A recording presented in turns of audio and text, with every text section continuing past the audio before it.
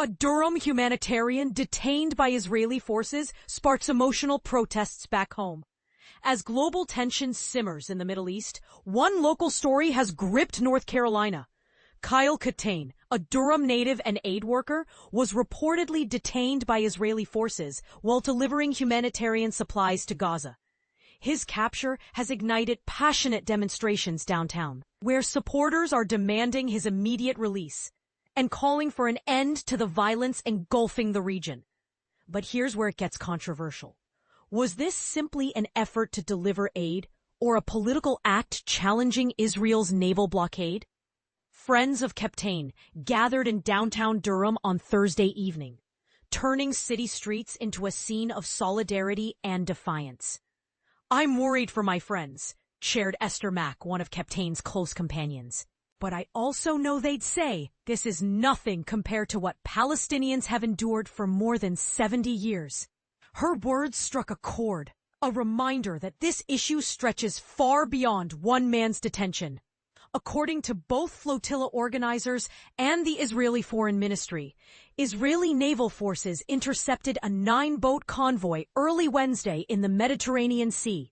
The group, known as the Freedom Flotilla Coalition and Thousand Madlenes to Gaza, was reportedly trying to breach Israeli waters to deliver food and medical aid. A total of 145 people were detained, including doctors, lawmakers from Europe and Turkey, and activists like Kaptain. Israeli officials claim that all detainees are in good health and are being processed before deportation.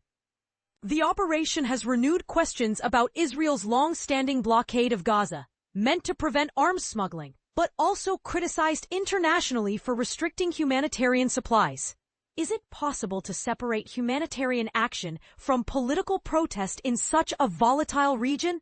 The debate continues as Durham residents keep Kaptain's message alive. One of his last texts to friends read, "You take to the streets and we will take to the sea." That rallying cry has now become a slogan for supporters demanding two things: Kaptain's release and a genuine path toward peace in Gaza. Many at the rally expressed cautious optimism about the tentative ceasefire deal recently proposed between Israel and Hamas, saying they hope it marks the beginning of real change before more lives are lost.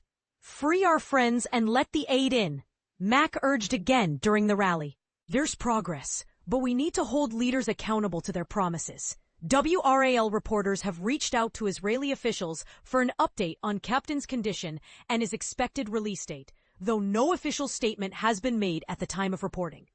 Back in Durham, supporters continue to gather, sending messages of love and determination across the ocean. "We love you, and we're thinking about you constantly. We're doing everything we can to bring you home," one friend said, her voice breaking with emotion. So what do you think? Was this flotilla a noble effort to deliver aid, or a risky challenge to political power? Share your thoughts, because this conversation is far from over.